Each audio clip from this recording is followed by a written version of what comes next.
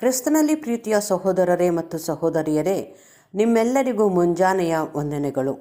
ಕ್ರಿಸ್ತನ ಜೀವಿತ ಪಾಠದ ಹೆಸರು ನಾನು ಅವನನ್ನು ಎಬ್ಬಿಸುವುದಕ್ಕೆ ಹೋಗುತ್ತೇನೆ. ರೆಫರೆನ್ಸ್ ಪುಟ 4160, ಪುಟದ ಸಂಖ್ಯೆ 67. ಮಿತ್ರರು ದುಃಖಿಸುವಲ್ಲಿ ಯೇಸುವು ಸಂತೋಷಿಸುವುದು. ಪ್ರಖ್ಯಾತರಾದ ಚಾರ್ಲ್ಸ್ ಸ್ಪರ್ಜನ್ ರವರು ಈ ವಿಷಯವಾಗಿ ಉಪದೇಶ ಮಾಡುವುದಕ್ಕಾಗಿ ಇದೇ ವಾಕ್ಯ ಭಾಗವನ್ನು ಶೀರ್ಷಿಕೆಯನ್ನಾಗಿ ತೆಗೆದುಕೊಂಡಿದ್ದರು. ನಾನು ಅಲ್ಲಿ ಇಲ್ಲದ್ದಕ್ಕೆ ನಿಮ್ಮ ನಿಮಿತ್ತವಾಗಿ ಸಂತೋಷ ಪಡುತ್ತೇನೆ, ಯಾಕೆಂದರೆ ಅದರಿಂದ ನೀವು ನಂಬುವುದಕ್ಕೆ ಮಾರ್ಗವಾಯಿತು. ಆದರೆ ಅವನ ಬಳಿಗೆ ಹೋಗೋಣ.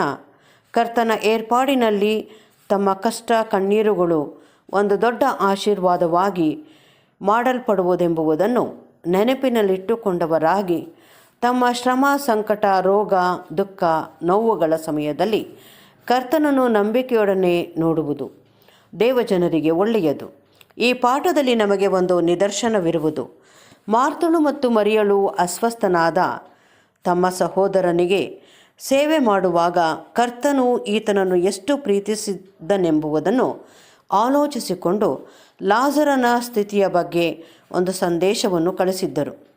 ಕರ್ತನ ಜ್ಞಾನ ಕೃಪೆಯ ಬಗ್ಗೆ ಭರವಸೆಯುಳ್ಳವರಾಗಿ ಸಂಗತಿಯನ್ನು ಆತನ ಹಸ್ತಕ್ಕೆ ಒಪ್ಪಿಸಿದ್ದಾಗ್ಯೂ ಸಹ ಸಮಾಧಿಯ ಕರಾಳ ಛಾಯೆಯ ಕಡೆಗೆ ತಲುಪಲು ವಿಷಯವನ್ನು ಬಿಡಲಾಗಿತ್ತು. ಆ ಸಹೋದರನು ಸತ್ತು ಹೂಣಲ್ಪಟ್ಟಿದ್ದನು. ಹೌದು, ಮೆಸ್ಸಿಯನೆಂದು ಅವರು ಭರವಸೆ ಇಟ್ಟಿದ್ದ ಗುರುವು ಆ ರೋಗವನ್ನು ಕಡಿಮೆ ಮಾಡಿ ಸಾಯದಂತೆ ತಡೆಯಲಿಲ್ಲ. ಅವರಿಗೆ ಒಂದು ಸಂದೇಶವನ್ನಾದರೂ ಸಹ ನೀಡದೆ ಹಲವಾರು ದಿನಗಳು ಕಳೆಯುವಂತೆ ಬಿಟ್ಟಿದ್ದನು. ಅಲ್ಲದೆ ಇದೆಲ್ಲವನ್ನು ಹೇಳಿ ಯೇಸುವು ತಿಳಿಸಿದ್ದು, ನಾನು ಸಂತೋಷ ಪಡುತ್ತೇನೆ. ನಾವು ಇದನ್ನು ಹೇಗೆ ಅರ್ಥ ಮಾಡಿಕೊಳ್ಳುವುದು? ಇನ್ನೂ ವಿವರವಾಗಿ ಹೇಳುತ್ತಾ ನಮ್ಮ ಕರ್ತನು ಮತ್ತು ನುಡಿದಿದ್ದೇನೆಂದರೆ, ನಿಮ್ಮ ನಿಮಿತ್ತವಾಗಿ ಸಂತೋಷ ಪಡುತ್ತೇನೆ. ನಮ್ಮ ವಿಷಯದಲ್ಲಿಯೂ ಹೇಗೆಯೇ ಇರಬಹುದು.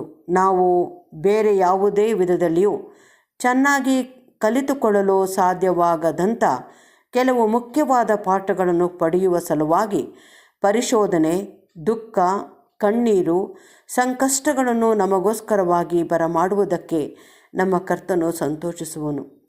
ನಮಗಿರುವ ಪಾಠಗಳಲ್ಲಿ ಒಂದು ಯಾವುದೆಂದರೆ, ಆತನನ್ನು ಪ್ರೀತಿಸುವವರ ಹಿತಕ್ಕಾಗಿ ಎಲ್ಲ ಕಾರ್ಯಗಳು ಅನುಕೂಲವಾಗುತ್ತದೆ ಎಂಬ ವಾಗ್ದಾನವನ್ನು ನಾವು ನೆನಪಿನಲ್ಲಿಟ್ಟುಕೊಳ್ಳುವ ಸಲುವಾಗಿ ಕರ್ತನ ಇರುವಿಕೆಯ ಕುರುಹು ನಮಗೆ ದೊರೆಯದಿರುವಲ್ಲಿಯೂ ನಾವು ಆತನಲ್ಲಿ ಭರವಸೆಯುಳ್ಳವರಾಗಿರಬೇಕೆಂಬುದೇ.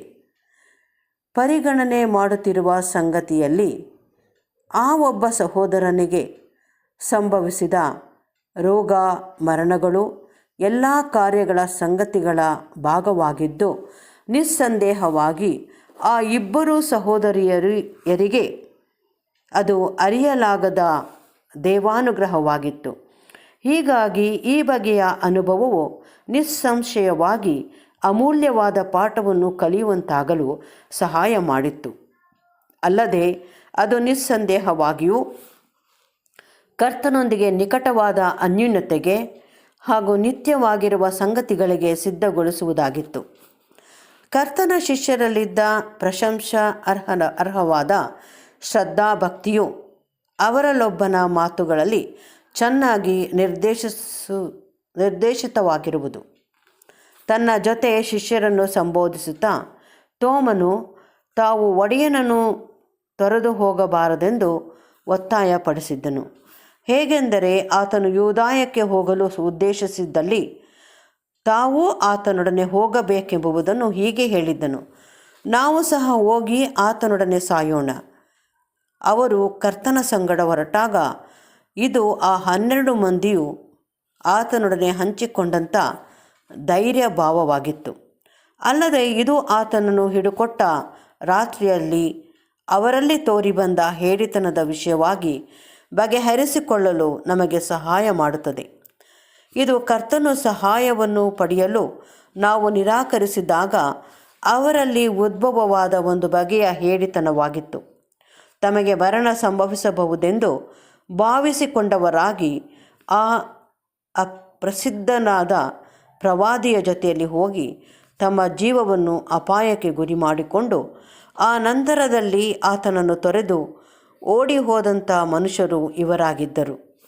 ಈ ಸಂಬಂಧವಾಗಿ ನಮಗಿರುವ ಪಾಠವೇನೆಂದರೆ, ಕರ್ತನ ವಿಷಯವಾಗಿಯೂ ಆತನ ಕಾರ್ಯ ಉದ್ದೇಶಗಳ ಬಗ್ಗೆ ಧೈರ್ಯವುಳ್ಳವರಾಗಿ ಈ ಕಾರಣಕ್ಕಾಗಿ ಮರಣ ಹೊಂದಲು ಸಿದ್ಧರಾಗಿರುವ ನಮ್ಮಲ್ಲಿನ ಕೆಲವರಿಗೆ ನಿಜವಾಗಿಯೂ ತಾವು ಈ ಮನೋಭಾವವನ್ನು ಕಾಪಾಡಿಕೊಂಡವರಾಗಿ ಹೃದಯಭಾರವಾದ ಗಳಿಗೆಯಲ್ಲಿ ಸೋತು ಹೋಗದಂತೆ ಎಚ್ಚರವಾಗಿದ್ದು ಪ್ರಾರ್ಥಿಸುತ್ತಿರುವುದು ಅಗತ್ಯವಿರುವುದೆಂಬುದು.